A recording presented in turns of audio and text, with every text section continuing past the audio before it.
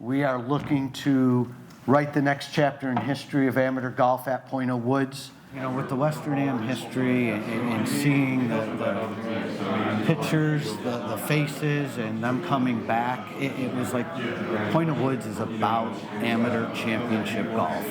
It's always been our fabric, and we lost it for a little bit. And there's, I like to use the word of responsibility to bring it back. And then this club has always had that championship, so it felt important to bring it back. I remember as I guess in my teenage years, I am dating myself, having friends that were members here, and they invited me to participate and come and see the Western Amateur, and it happened to be the year that Benton Harbor won.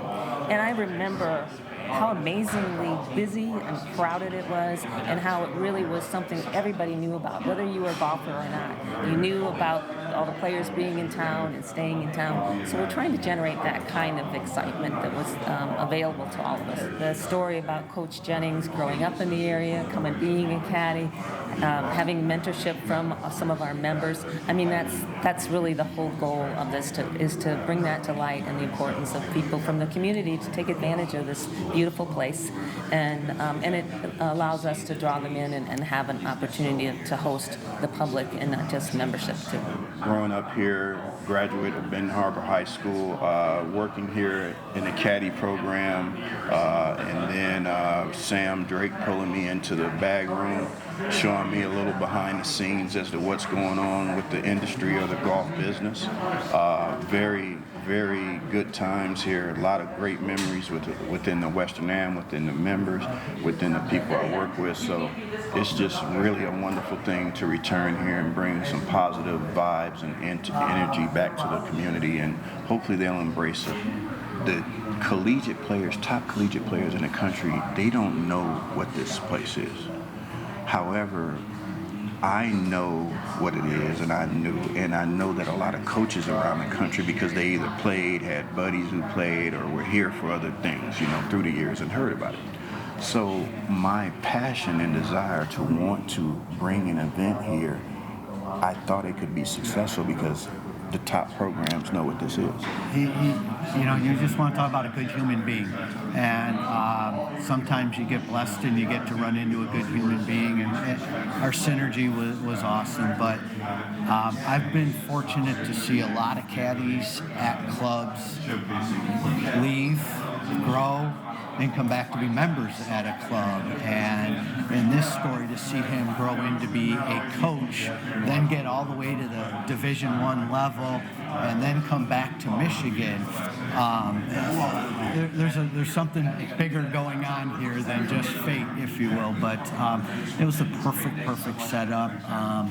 Just a great guy with a great story. And then when you look at some of our history and who's played here, his brother JJ was on the bag for some of those players. He had Tiger for a few of his Western Ams. So there's just something about his family history here, the history of the club with amateur golf, just all keeps coming right back to one spot. And at the end of the day, who doesn't want to help a kid, especially a kid that needs some support? So, we've always been very, very active with the Evans Scholarship.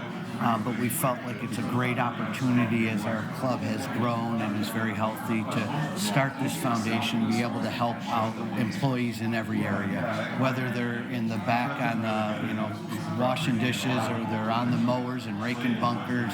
We felt the need to be a little bit more holistic, to give back, provide kids an opportunity to grow, to get that education, and we're very blessed to be in an environment where we have members with the wherewithal to help out, and it's probably been one of the most rewarding and most humbling things that I personally have done in my professional career. Other clubs have these. They have scholarships available to their employees. We saw it as a way to really pay back our employees. It has been very successful in that regard. I mean, we've always participated in the Evans Scholarship, but that's really targeted to caddies. And so the foundation allows us to provide scholarships to all of our employees employees. It's needs-based, so it's really those who want to continue their education, might not have the financial resources to do it, and this allows them to do it. And it's a way of really, there's a loyalty there from our employees that has benefited us as a club. For some, it may be reliving some memories of days old. If you used to come to the Western Am, and whether it was the 70s, 80s, 90s, early 2000s even, or is it the next generation where Dad and Grandpa used to come to the Western Am and they told you those stories about watching Tiger? And you know, when you even look at our hallway in some of those pictures, there seems at Point of Woods for an amateur event that you just don't see, with galleries that were 3 and 4 deep around greens, and the kids stayed with our members and developed relationships with them. So yeah, it's a pretty good moment. You know, I'm sure that we've had hundreds of All-Americans walk these fairways. Like we said in the opening, Nicholas won here, Tiger won here, Curtis Strange, Mickelson. I mean, anybody you can name who's won millions on tour was here.